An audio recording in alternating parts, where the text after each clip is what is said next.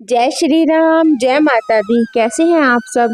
आशा करती हूँ कि आप सभी स्वस्थ होंगे और अपने समस्त परिवार के साथ खुशहाल होंगे। आज की इस वीडियो में हम सुनेंगे श्री दुर्गा सप्तशती 8वां अध्याय रक्त बीज वध।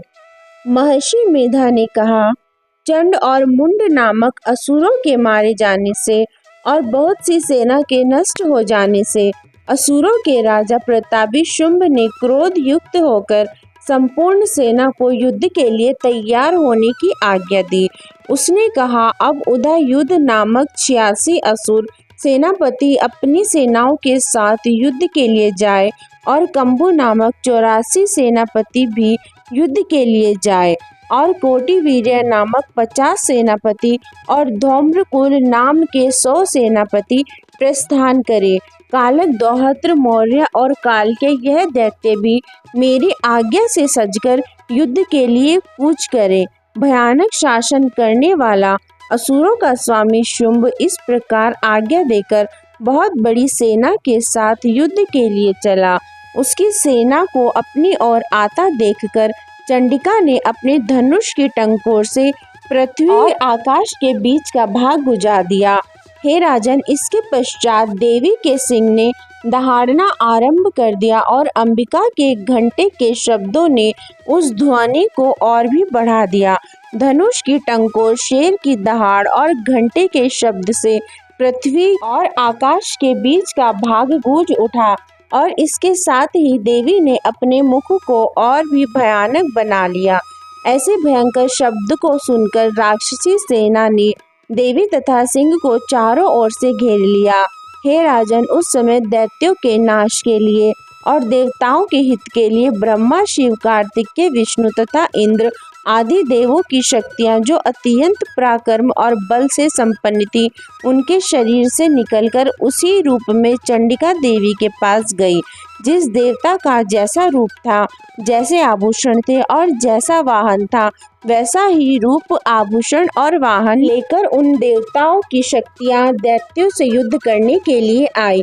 हंस युक्त विमान में बैठकर और रुद्राक्ष की माला तथा कमंडलू धारण करके ब्रह्मा जी की शक्ति आई। वृषभ पर सवार होकर, हाथ में त्रिशूल लेकर, महानाग का कंकण पहनकर और चंद्र रेखा से भूषित होकर भगवान शंकर की शक्ति माहेश्वरी आई और मोर पर आरूढ़ होकर हाथ में शक्ति लिए दैत्यों से युद्ध करने के लिए कार्तिकेय जी की शक्ति उन्हीं का रूप धारण करके आई।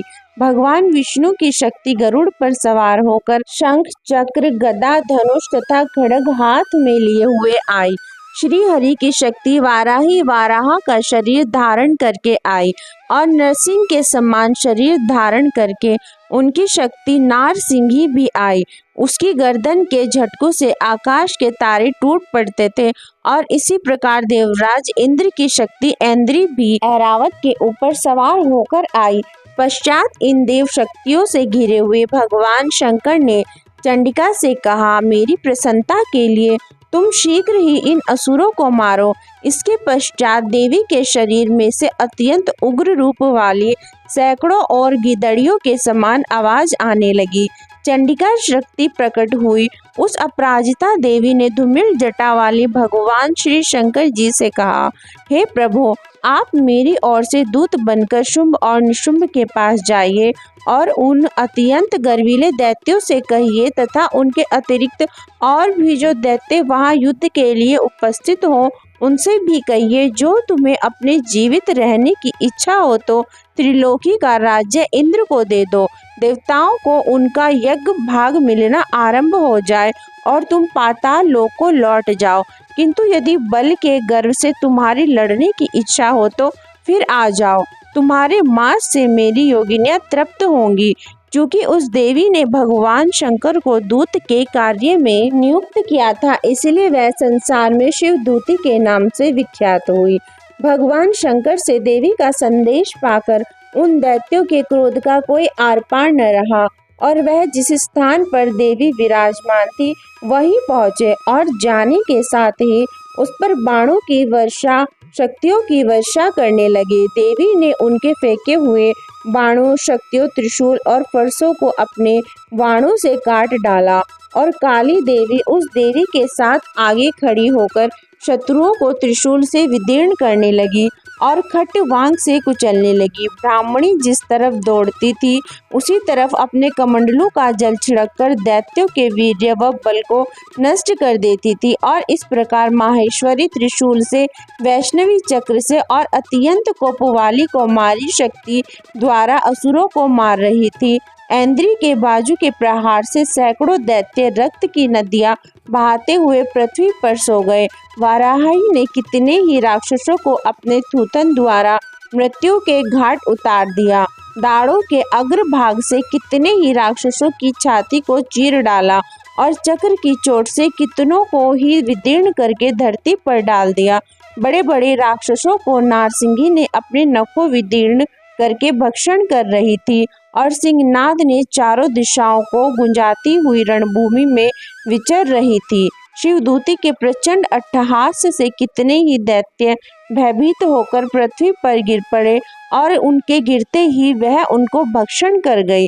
इस क्रोध में भरे हुए मात्र गणों द्वारा नाना प्रकार के उपायों से बड़े बड़े असुरों को मरते हुए देखकर राक्षसी सेना भाग खड़ी हुई और उनको इस प्रकार भागता देखकर रक्त बीज नामक महापराक्रमी राक्षस क्रोध में भरकर युद्ध के लिए आगे बढ़ा। उसके शरीर से रक्त की बूंदें पृथ्वी पर जैसे ही गिरती थी तुरंत वैसे ही शरीर वाला वैसा ही बलवान दैत्य पृथ्वी से उत्पन्न हो जाता था। रक्त बीज गदा हाथ में लेकर ऐन्द्री के साथ युद्ध करने लगा।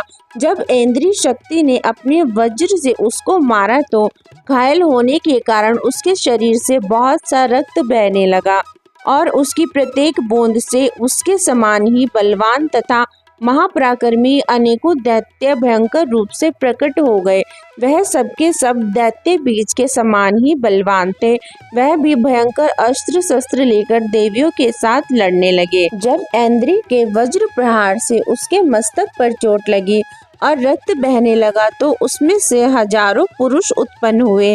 वैष्णवी ने चक्र से और ऐन्द्री ने गदा से रक्त बीज को चोट पहुंचाई और वैष्णवी के चक्र से घायल होने पर उसके शरीर से जो रक्त बहा उससे हजारों महिषासुर उत्पन्न हुए जिनके द्वारा यह संपूर्ण जगत व्याप्त हो गया। कौमारी ने शक्ति से, वाराही ने खड्ग से और माहेश्वरी ने त्रिशूल से उसको घायल किया। इस प्रकार क्रोध में भरकर महादैत्य ने सब मात्र शक्तियों पर पृथक पृथक गदा से प्रहार किया और माताओं ने शक्ति तथा शूल इत्यादि से उसको जो बार बार घायल किया उससे सैकड़ों महादैत्य उत्पन्न हुए और इस प्रकार उस रक्त बीज के रुधिर से उत्पन्न हुए असुरों से संपूर्ण जगत व्याप्त हो गया जिससे देवताओं को भय हुआ। देवताओं को भयभीत देखकर चंडिका ने काली से कहा, हे चामुंडे, अपने मुख को बड़ा करो और मेरे शस्त्र घात से उत्पन्न हुए महाअसुरों को तुम इस मुख से भक्षण करती जाओ। इस प्रकार रक्त बिंदुओं से उत्पन्न हुए महादैत्यों को भक्षण करती हुई तुम रणभूमि में विचरो। इस प्रकार रक्त क्षीण होने से यह दैत्य नष्ट हो जाएंगे। तुम्हारे भक्षण करने के कारण अन्य दैत्य उत्पन्न नहीं होंगे।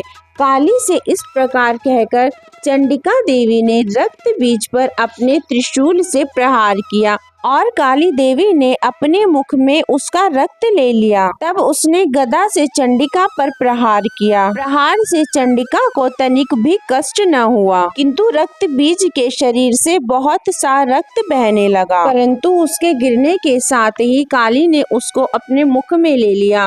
काली के मुख में उस रक्त से जो असुर उत्पन्न हुए उनको उसने भक्षण कर लिया और रक्त को पीती गई। तदंतर देवी ने रक्त बीज को, जिसका की खून काली ने पिया था, चंडिका ने उस दैत्य को ब्रज, बाण, खड्ग तथा रिष्टि इत्यादि से मार डाला। हे राजन, अनेक प्रकार के शस्त्रों से मारा हुआ और खून से वंचित वह महादैत्य रक्त बीज पृथ्वी पर गिर पड़ा। हे राजन, उसके गिरने से देवता अत्यंत प्रसन्न हुए और माताएं उन असुरों का रक्त पीने के पश्चात उद्धत होकर नृत्य करने लगी।